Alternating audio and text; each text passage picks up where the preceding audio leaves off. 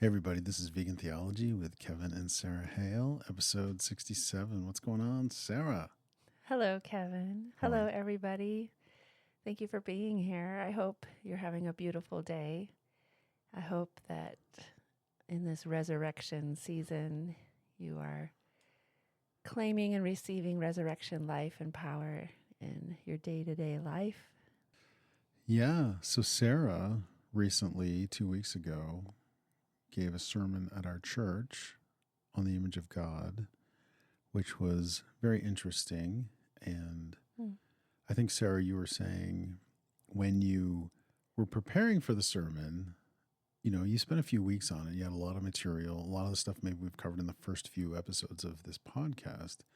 And to fit it into 30 minutes, a 30-minute sermon, you ended up having to cut out like a lot. I realized that I basically had a sermon series Yeah. ready to go rather than just one sermon. Yes. And I'm glad you mentioned that. I borrowed a lot from the work we had already done with our first few episodes. So if that's helpful for anyone who listens today, if you want to hear it presented a little bit differently or some of the same content, definitely episode 3, where we talked about the Imago Dei. Episode 4, we talked about the words ruling and subduing as image bearers. Yeah. And then a little bit even episode 5, I think I borrowed from, where we talked about order, function, and purpose. Right. Yeah, so I thought I was going to have time, because I don't preach very often. Right. I'm very new to preaching, and I was way too idealistic about how much ground I could cover. Right. I knew I wanted to talk about the image of God. It sometimes is a pet peeve of mine that Christians, people I love, will reference the image of God or invoke the image of God or appeal to the image of God. Right. And there's this implicit meaning that the image of God is why we're loved by God, why our lives have value in God's eyes, Right. why we're children of God, why we're part of God's plan, Right. as if to say that none of the other creatures are God's children or loved by God or watched over by God or in part of God's plan. Right. And so it's a constant thing that bothers me, that Right. the image of God we think means we're the only ones that matter. Right.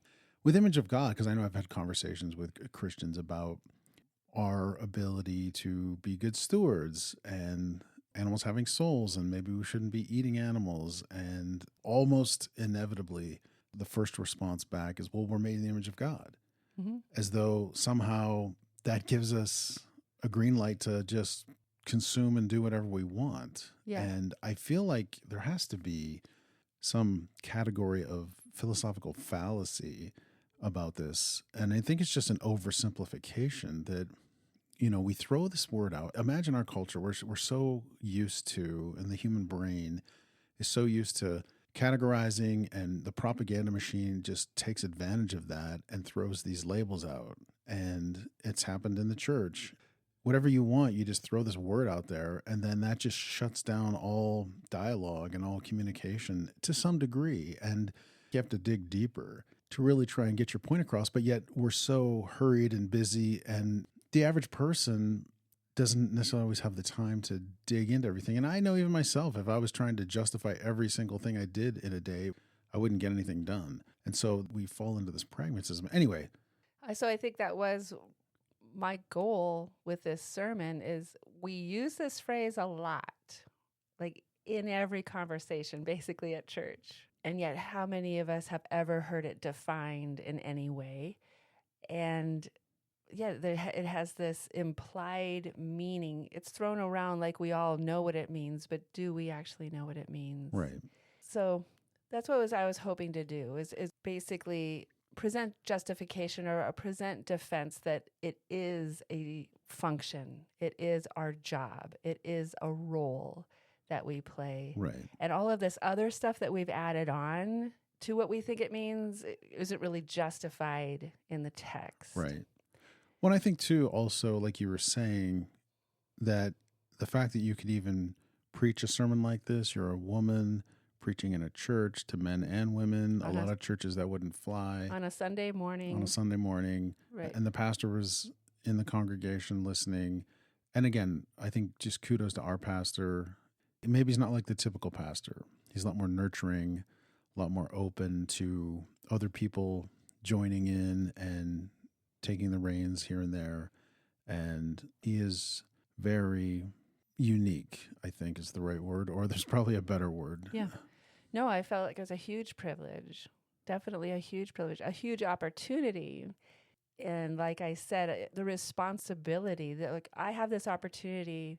Earth Day is this month. I've never heard an Earth Day sermon, but the image of God as steward of creation really works nicely with thinking about Earth Day. Right. I was feeling like I need to really present a really cohesive, coherent case.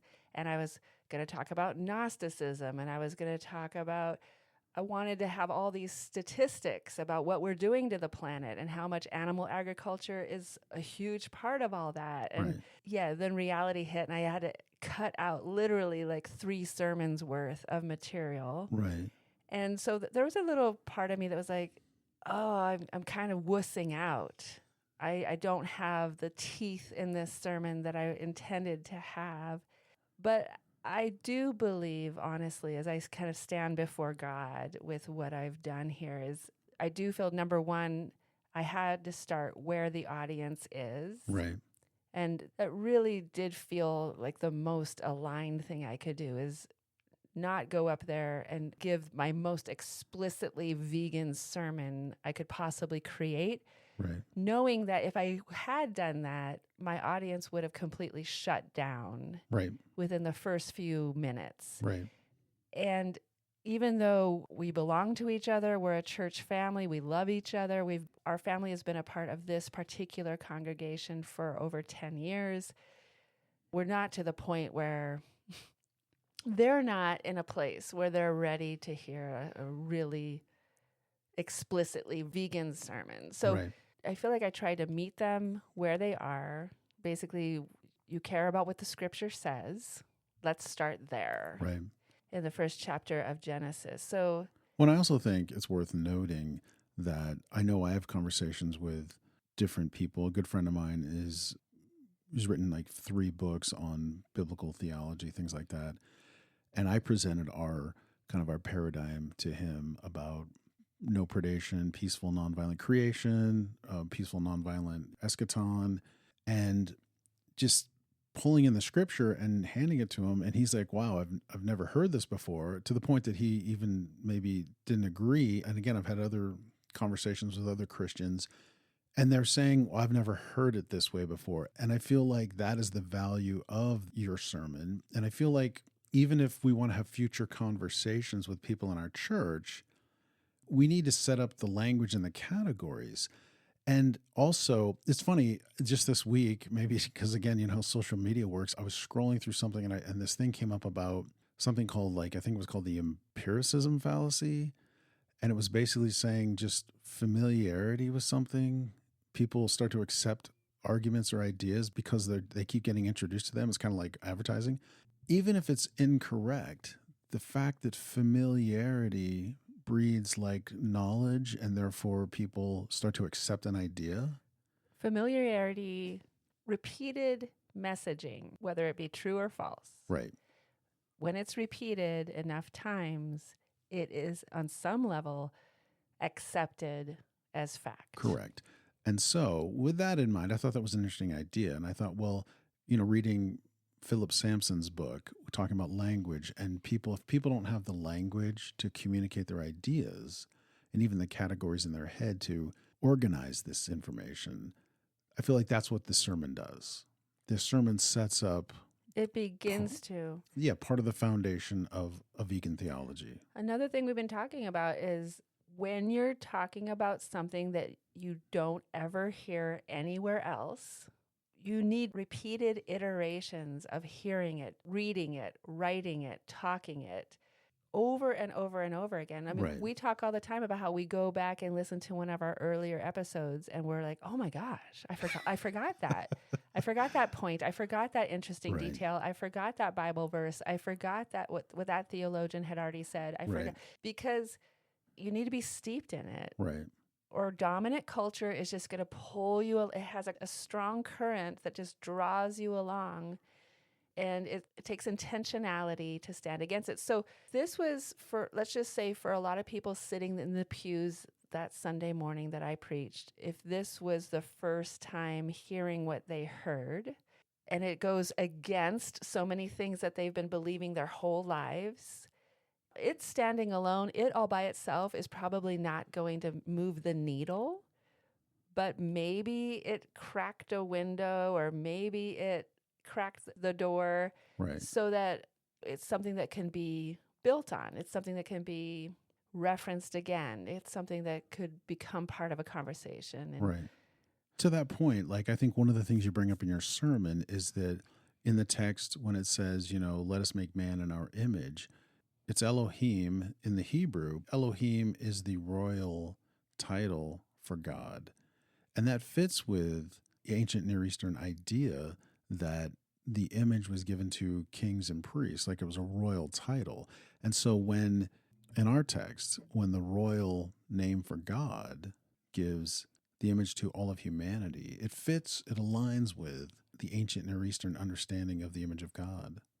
yeah, I agree, though, going back to what you were saying earlier, that the typical person in mainstream culture, and this isn't just the church, this isn't just America, this is kind of humanity at large, has so victimized animals that they are completely invisible. And to bring them up is so alarming and shocking mentally.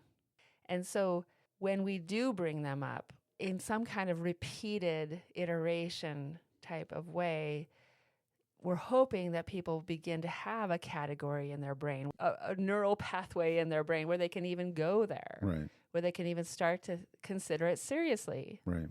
and not just dismiss it out of hand and think, this person talking to me is a crazy person. What Right. are they even talking about? Right. So, yeah, this is the type of ideas I'm having about, or I'm hoping about this sermon, is that it's one voice being raised in one space and time, but hopefully it will be added to, and there'll be an accumulation of this conversation somehow that will begin to build, that could end up changing individual people. I think our goal with this podcast and being a part of the Christian vegan theology movement or whatever is that we would start to see this become more and more just part of everyday The norm. mainstream conversation. Right. Yeah, the anthropocentric view would not be so predominant, that we'd have a more total liberation view of our reading of the text, our interpretations, that kind of thing. Yes, and I think Andrew Lindsay's, some of the words he uses is, our theology is so constricted. We have so limited God. Right. And this kind of theology is trying to take off those constrictions and open it up and see God's love, God's plan, God, whatever, is not how we put God into a box. It's so much bigger. Right. Big, big, big, abundant, beyond our wildest Right. ideas. All right, so here's the sermon, and when the sermon's done, we're just going to have a few minutes. We're going to talk about where we're headed with the next few episodes, focusing on a animal hermeneutic, or method of interpretation. Yeah. Cool. Enjoy. Good morning. Okay. Let's talk about the image of God. The phrase "created in the image of God" is a phrase we invoke and appeal to with some regularity, and it's often used to defend the fact that every human life is valuable in the eyes of God, a truth that sadly still needs defending in our world. But is that an accurate use of the phrase? Is that what the phrase means? So what is the image of God? You can put the first slide, thank you. What does the phrase created in the image of God actually mean? There have been many answers given to that question throughout time. And I am really curious to know how you would answer this question. So maybe I'll just throw out some things that have been said. And if you want to raise your hand, if that's something you've heard or think that that might be an aspect of the image of God, you can let me know. So some have said that the image of God is something in our genetic makeup, basically something in the human DNA. Has anybody kind of thought something along those lines? Some have said that the image of God is having a soul, being immortal. And then there's two schools of thought, I guess, some seeing it as more of a static thing and some seeing it as more of a dynamic thing. So some people feel that the image of God is something that every human has, no matter what. And others have said the image of God is something that can be grown or shrunk or even disappear. Many have said it's why God loves us and values us. Some have said it's a job, it's an office, a function, or a purpose. Has anyone heard that one? Okay. And many have said, especially under the influence of Platonism, that the image of God is man's power of reason. And with that attribute, a constellation of other attributes like conscience, agency, language, culture, morality, altruism, that's what the image of God is. Would anyone like to add anything to that list? Well, it's interesting. I feel like it's a phrase we use. We throw it around a lot. But how often is it ever really defined? It's almost like it's used as if we just all know what it means. The meaning is often just implied. Today, I am suggesting that there's more to be learned. There's more to be understood about this phrase. And if you, like someone I was talking to recently about this, are thinking, well, so what? What difference is it really going to make in my life to have a fuller understanding of what the image of God is? I'm hoping to prove to you that having a fuller understanding of that phrase does actually have the power to be life-changing, to change how we live, to change how the church shows up in the world. So how do we find out what the image of God means? Good interpretive work, or exegesis, has been applied to this phrase and its primary passage of Scripture, Genesis 1, significantly around the turn of the 20th century. Unfortunately, it would seem the results of that work have yet to reach us, the masses, in any profound way. Old Testament scholar, this is slide number 2. Old Testament scholar Norman Snaith has written, many Orthodox theologians through the centuries have lifted the phrase, the image of God, or in Latin, imago Dei, right out of its context. And like Humpty Dumpty, they have made the phrase mean just what they choose it to mean. Whenever we approach a scriptural passage with the intent to understand what it is actually saying, there are some best practices we can employ, and there are many, but I have chosen to focus on 3 today. And we're just going to touch on each one as time allows. So the first one, cultural understanding. If we can find out as much as we can about the culture that first heard the Hebrew creation story. If we could find out what the author would have meant by what is said, if we could find out how the original audience would have understood what was said. And something I picked up from an Old Testament scholar, John Walton, is something to the effect of, be aware of what would be shocking or surprising to the average ancient Near Eastern person. What would be upside down to their worldview? That is where the revelation is. The more we understand the original audience, the more we can see how they would have understood the text. And the more we can see what in the text would have been surprising to them. Second, of course, is textual context, looking at the passage in its fullest context. What else is the passage saying? What are its themes? And finally, original root word meanings. We can argue, and many of us do, over which English translation is the most faithful or the most accurate. And we can also use tools to get under the English translation and find out what the Hebrew words that were used, what they actually mean. These are just tools to help us get a little closer to what the text is saying to us.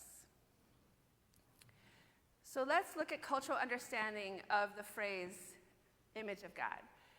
In Hebrew, that phrase is Selem Elohim. Selem is the Hebrew word we translate as image. Elohim, of course, is the royal name for God. Well, as it turns out, the ancient Near Eastern people had a very clear, very specific understanding of that phrase. And I hope you see that that's kind of relevant. It's kind of relevant. It would be very enlightening to know how they understood that phrase. Well, there were other creation myths, of course, in the area, circulating the culture, the broader culture, and they were very different than the Hebrew creation myth. In those was reflected the worldview of the ancient Near Eastern person. They believed that God created people to be slaves to the gods. The gods didn't want to be bothered with the laborious, tedious tasks of life, and so they created people to be their slaves. However, and let me just add to that, so the gods wanted people to feed them, to raise livestock and slaughter livestock and feed the gods, so sacrifices. That was to take care of the gods. Also to house them, temples. But there were one or two individuals in each culture that were believed to have the image of God. Those were the king or the priest. So the kings and priests were designated as the image of a particular god, a designation that served to describe their function, or of representing the deity, doing the deity's will, and of mediating divine blessing to the earthly realm. So there's lots of things that would be surprising about that to the hearers of Genesis, that it's not just the king, it's not just a priest that bears God's image, it's all humanity. All humanity has been given the function of representing God here on earth. Let's go to textual context. So I printed out Genesis chapter 1, and I color-coded the days of creation. We're not going to be able to have time to go through verse by verse, of course, but this is a really familiar passage. We've heard it hundreds of times, and it's one of the first Bible stories many of us teach our children, but it's 31 verses of text, so we're just going to do a little bit of looking at the context. What I would like us to pay particular attention to is the theme that runs throughout this passage of order and function or purpose.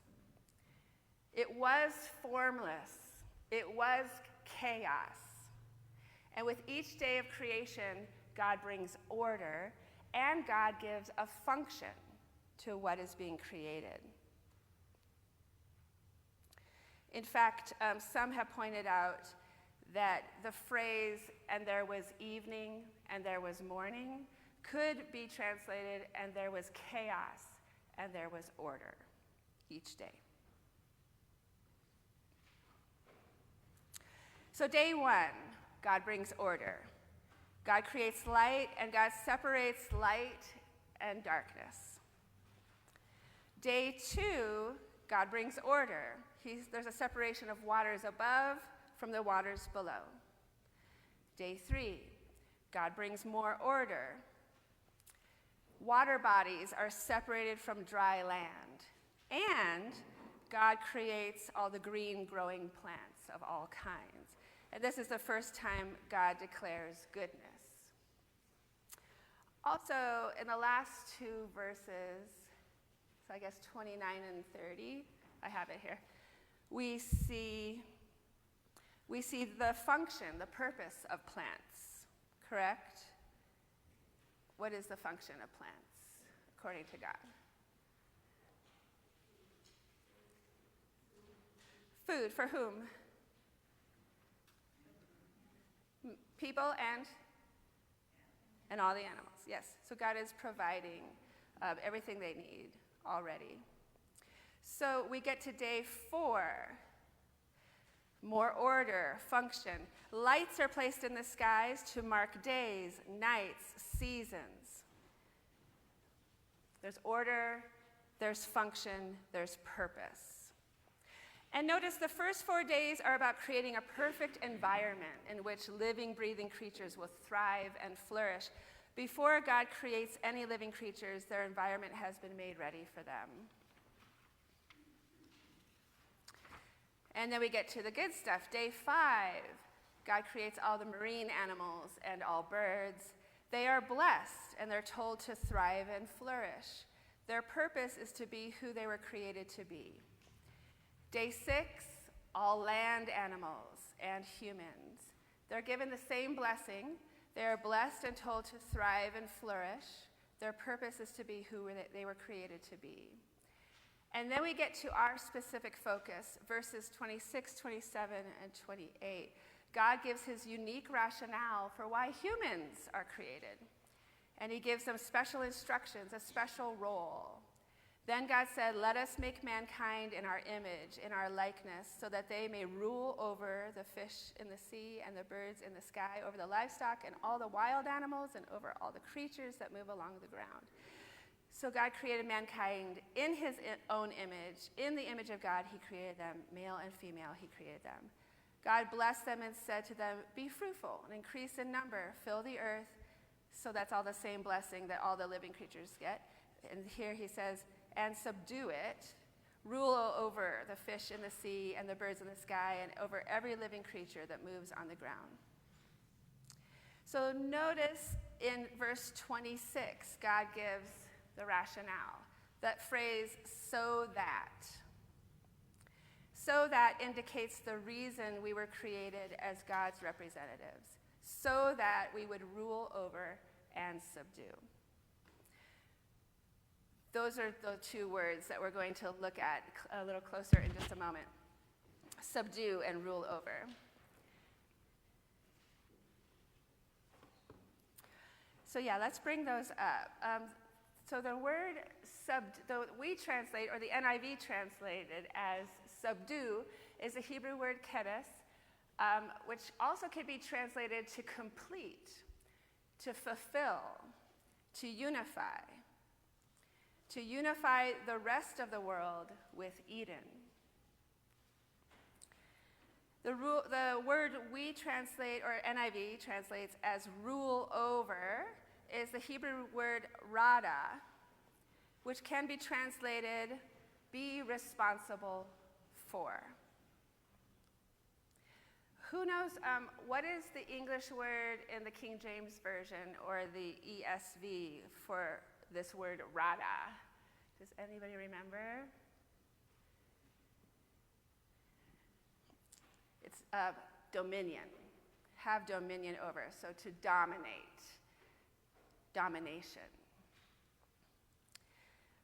But I would like to point out there is a word used in Genesis that does mean domination.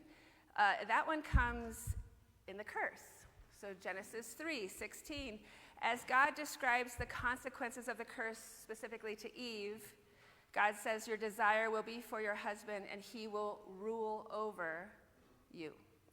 The English translators have used the same phrase, rule over, in both of these contexts for two completely different Hebrew words. In Genesis 3, the word is mashal, and it refers to the abuse of power and control by a human being. This word has a much more negative meaning to it, that you have to subsume someone else to your will, subjugation, coercion, squashing resistance, squashing freedom. That's the rule over that's described in the curse. Interpersonal relationships are going to be broken and painful. It's a curse of patriarchy, domination, dominion. We should ask ourselves, why would the English translators use the same phrase, rule over, for two very different Hebrew words? And how has this colored our interpretation of the type of rule we are to have over creation? Which type of rule over would the ancient Near Eastern person have expected? Which type of rule over is revelatory, upside down from the way we think the world works? To be responsible for or to subjugate? The Hebrew creation account is surprising for many reasons. It's a non-violent, non-murderous, non-bloody act of creation that's very unique for the time. Everything creatures needed to thrive and flourish was provided by God instead of God creating so that God could be provided for. All humans are given this office, image of God, what would have been expected to be reserved only for priests or kings. God provides food for all the creatures, plants. There's no violence. There's no predatory activity. There's no enslavement. Just nurturing, flourishing, peaceful, thriving. God did not demand a temple to live in, for the garden God created is God's temple. God did not demand to be fed. He provides food for the very good creation. This is God's dream for this world. Consider this story. A master architect, highly skilled in his craft, put his best efforts into designing and constructing his masterpiece, a place of worship, a sanctuary. He built lofty ceilings with wooden beamed arches to fill worshipers with a sense of awe and to draw their eyes and their thoughts upward to God. He installed large windows on 3 of the walls and filled them with colored glass, with hues of golds, greens, purples, and browns, which transformed with the changing angles of the sun. He chose hardwoods, which he fitted into boards for the floors. More hardwood was crafted into pews, where worshipers could sit while they prayed. He installed musical instruments to help worshipers lift their voices in praise to God. When he was finished, he appointed a caretaker to maintain and care for the sanctuary. You see my vision for this space. You're in charge. You are my representative. Whatever you need for the care of this space is yours.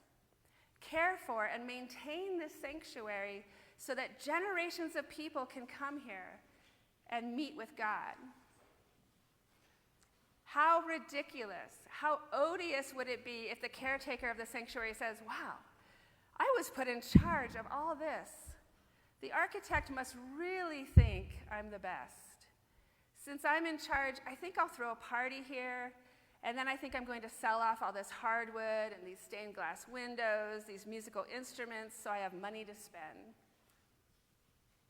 Or to stretch the metaphor just a little further, if the caretaker says, the sooner this sanctuary is destroyed, the sooner the architect will return and rescue me. Let's look again at our story recorded in Genesis 1, this time translated by Eugene Peterson.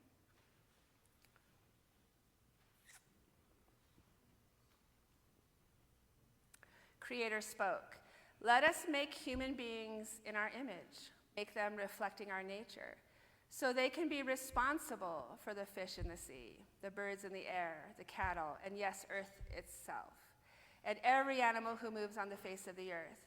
God created human beings. He created them godlike, reflecting God's nature. He created them male and female. God blessed them. Prosper, reproduce, fill earth, take charge, be responsible for fish in the sea and birds in the air, for every living creature who moves on the face of the earth. Richard Middleton has written, "Indeed, God in Genesis 1," this is a long quote, and I just have part of it as a slide. "Indeed, God in Genesis 1 is like no one as much as a mother, who gives life to her children, blesses them, enhances their power and agency, and then takes a parental risk of allowing her progeny to take their first steps to attempt to use their power to develop toward maturity. That this maturity is radically different from the unlimited exploitation of the world is indicated by the central fact staring us in the face. The text itself states that God's action and rule are paradigmatic for the human action. Given the portrayal or rendering of God's power disclosed by a careful reading of Genesis 1, I suggest that the sort of power or rule that humans are to exercise is a generous, loving power. It is power used to nurture, enhance, and empower others non-coercively for their benefit, not for the self-aggrandizement of the one exercising power. The creation story thus serves as a normative limit and judgment on the violence that pervades the primeval history, indeed the rest of the Bible, and human history generally." Where have we arrived? I am arguing that the image of God is, in fact, an office, a function, a purpose. Let's review. Cultural understanding shows us that the original author and the audience of Genesis would have understood it as a function, a purpose. Textual context shows that the first chapter of Genesis is structured around the theme of God creating roles and functions for God's creatures. And the Hebrew root words which describe how to perform our function mean to fulfill and be responsible for. I argue that the church has taken the concept of God's image and given it a selfish meaning that is the opposite of what it actually means. We've turned the image of God into a carte blanche privilege card that we can pull out to justify our despotic treatment of the world, which is the opposite of what we find the concept of the image of God actually signifies. The image of God means we're responsible for all of it. We're responsible for the rivers, the deserts, the swamps, the forests, the oceans, the air, the water, the soil. We're responsible for all the flora and fauna that covers this earth, this very good creation. We're responsible for the health, well-being, and the lives of all the other creatures. We think it means we're the only creatures who matter, when really it means we were put in charge to guard, be careful with everything God created. This was the first thing God said about us in Genesis 1:26. You might say it was the first commandment God gave us. What we do to this creation is a moral issue.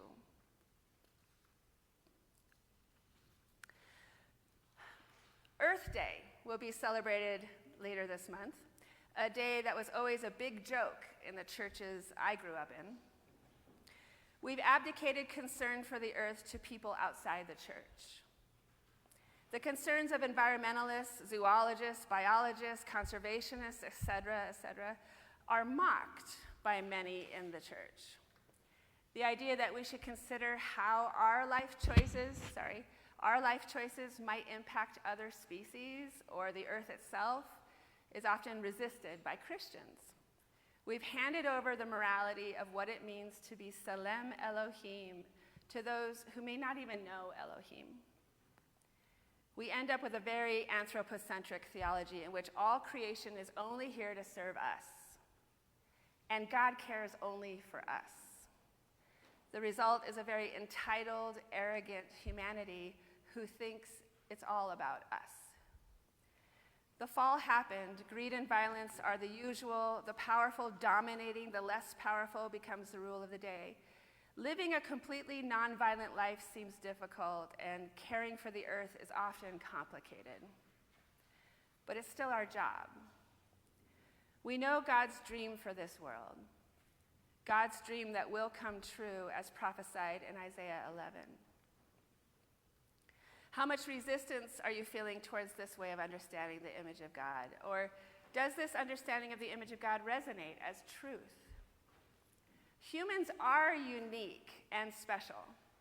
We are uniquely purposed to serve creation, the servant species, to serve God by carefully protecting God's creation. You could put the last slide up. Thanks. Have the same mindset as Christ Jesus, who, being the very image of God, did not consider equality with God something to be used to his own advantage. Rather, he made himself nothing by taking the very nature of a servant. We should not be using our status to our own advantage.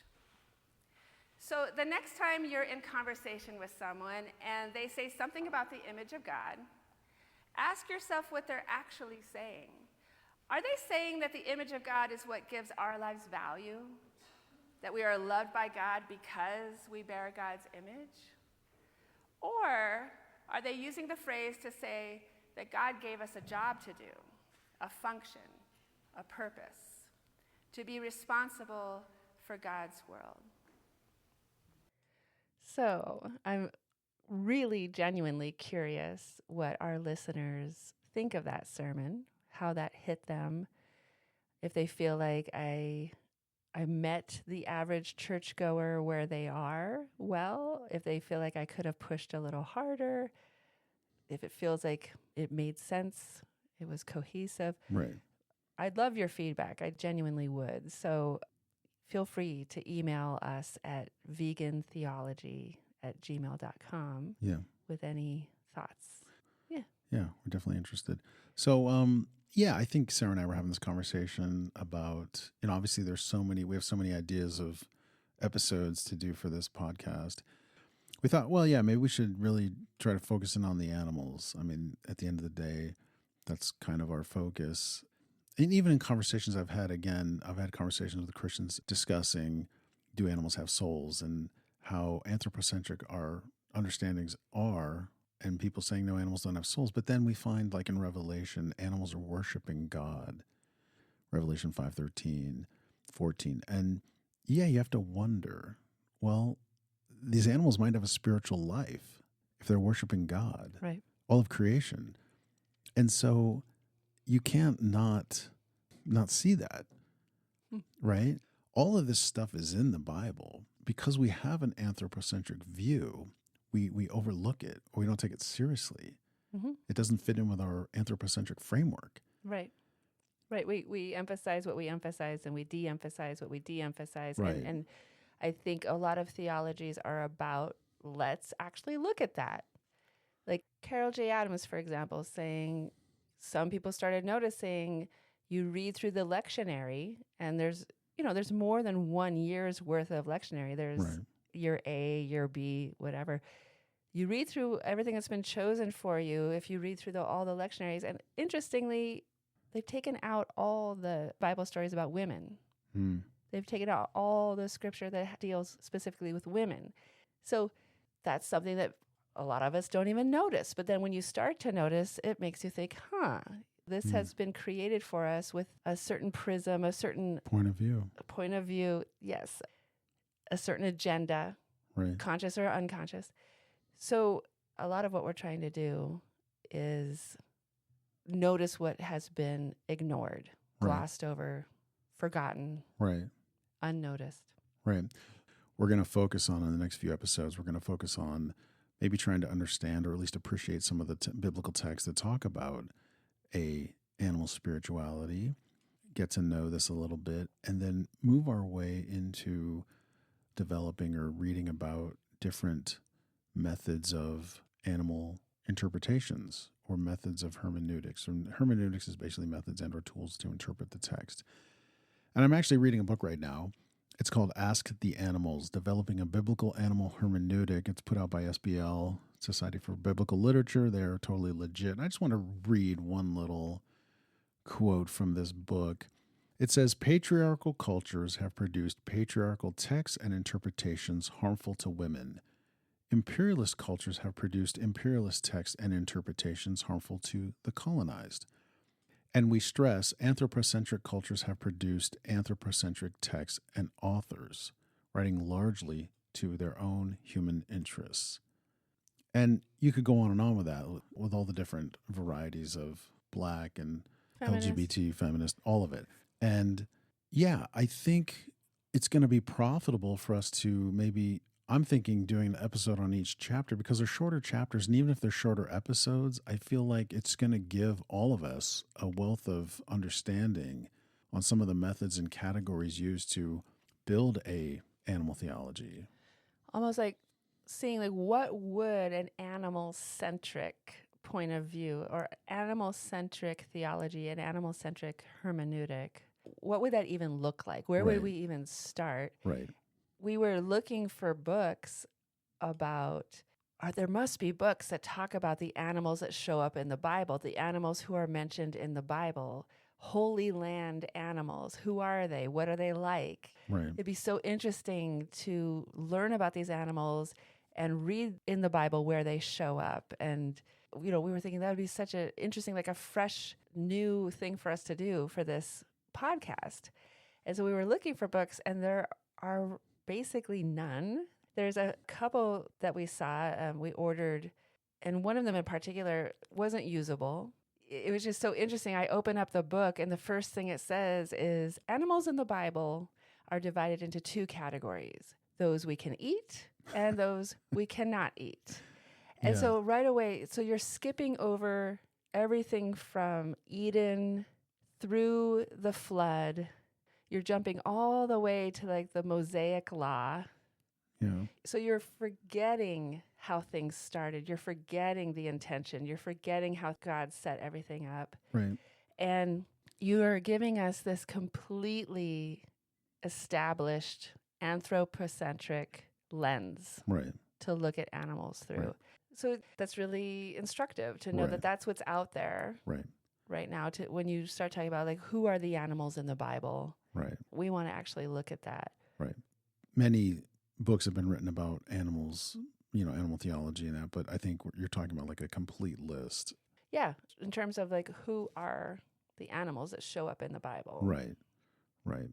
Just to make a point about, it occurs to me all the time, I bring it up, I think I brought it up a few times, and that is even in the Genesis text, and we talk about how Genesis 1 in the creation story, we talk about how peaceful and nonviolent and non-predatory, and Genesis 1:29 talks about that animals and humans will eat plants for food.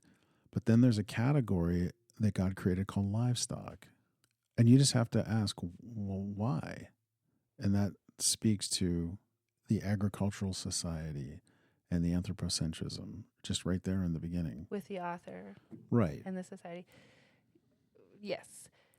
And the cool thing is, too, is it hasn't just been animal theologians, vegan theologians who have discussed animals' spirituality, animals' emotional lives, animal cognition, Mark Beckoff, for example, has a book about the emotional lives of animals and how they grieve Right. the death and how they grieve when when something happens to their babies.